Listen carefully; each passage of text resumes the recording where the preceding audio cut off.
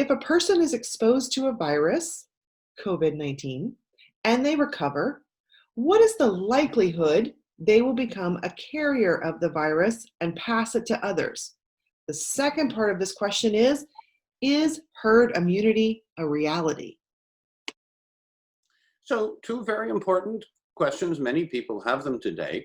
The first question is actually, it's a two-part. First part, and that is, if you have no symptoms but have been exposed, could you be a carrier and infect someone else? And the exact question was, if you recover, could you be a carrier? Could you transmit the infection even though you yourself have recovered from the infection?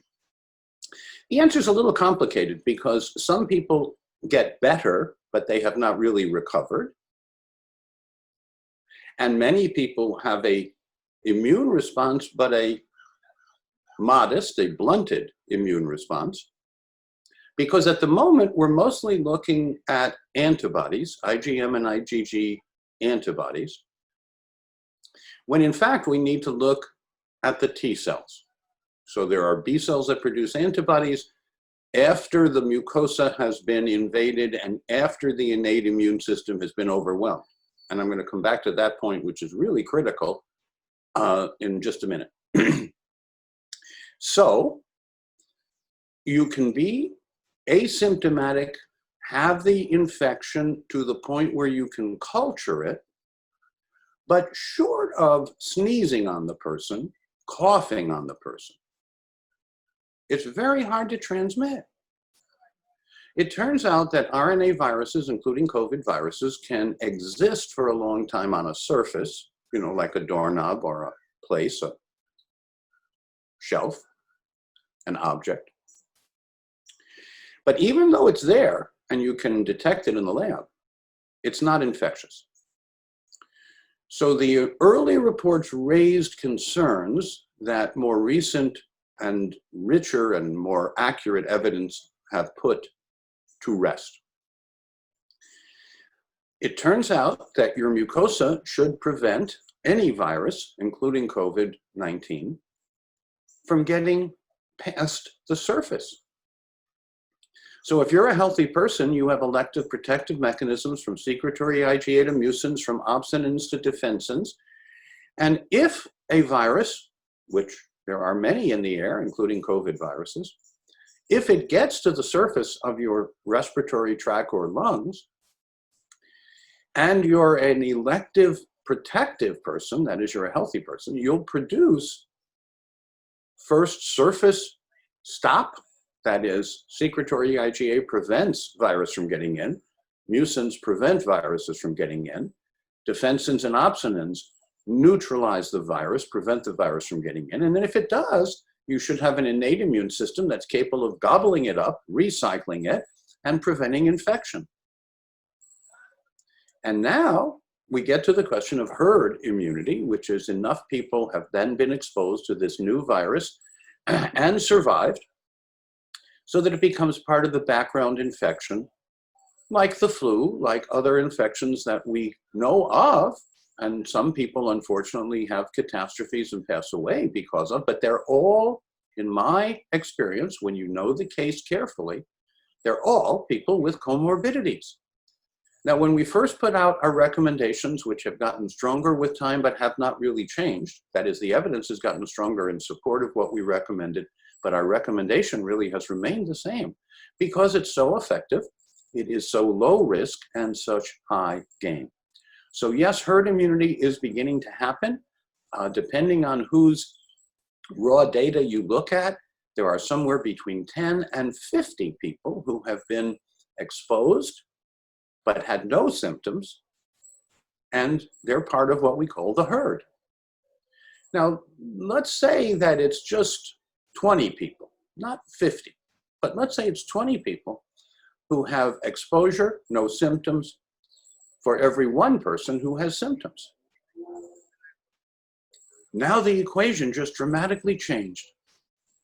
Because the equation is how many people have been exposed to the virus, and then how many people got sick, or more importantly, how many people had a catastrophe. So we know how many people got symptoms because we're logging those cases. We know how many people have died, although interestingly, people used to die from lung disease, heart disease, vascular disease, and now they're dying of COVID-19. But overall, in most places, the death rate hasn't changed. The diagnosis on the death certificate has changed. So herd immunity is coming. If you have 20 people who have had benign exposures for everyone who had symptoms, and everyone who has symptoms less than one get catastrophes and they have comorbidities, gosh, now we really need to pay attention to the host. Are you in elective protective mode, which is what we want you to be, what you would be if you followed our guidance? Or are you in survival mode? You're hospitable. If you get exposed, your mucosa won't stop it. Your innate immune system is pooped and won't stop it. And now you get to adaptive immune responses. B-cell antibodies. It turns out this kind of RNA respiratory virus isn't really very provocative. It doesn't make very strong antibody responses, IgM or IgG. And it turns out the cells, the T cells, the immune defense and repair T cells that respond without antibodies are more important, especially in RNA viruses, but maybe viruses in general. And so we need to develop a whole new generation of antigen-based tests, an antigen based on the nuclear antigen, that's what's inside and infectious, not the coat. What's outside, it turns out, is not per se infectious. It needs the RNA and other things inside it to hijack your body if it gets in. So we want you to be in elective protective mode. We want you to rest assured that no one who follows these elective protective recommendations has a catastrophe. And the people who have the catastrophe are the people who have an absolute lack of vitamin C called scurvy, acute scurvy, compounded by metabolic acidosis, lack of magnesium and choline citrate. And you know this if you measure, say, the plasma vitamin C levels, you find it undetectable in the catastrophic cases.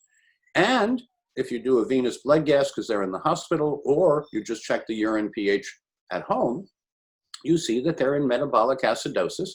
And we correct that with magnesium choline citrate. We correct the ascorbate deficiency with the ascorbate, nature's fully buffered, fully reduced L-ascorbate. And now, whether we get exposed or not, we are protected. So most of what you hear on the cable news or on news channels or in media are self-proclaimed experts. They probably are infectious disease experts, but they're not physiologists. They really don't understand the elective protective mechanisms. At least they don't talk about it. And I think we need more and more people to talk about post-hospitality and whether you are in elective protective mode where you should celebrate, and that's where you should be, or you're in survival mode. And if you're in survival mode and have comorbidities, you really need to pay attention to what I just said and follow the guidance in our downloadable reduced viral risk program and protocol, which we would urge you to not just peruse, but to practice.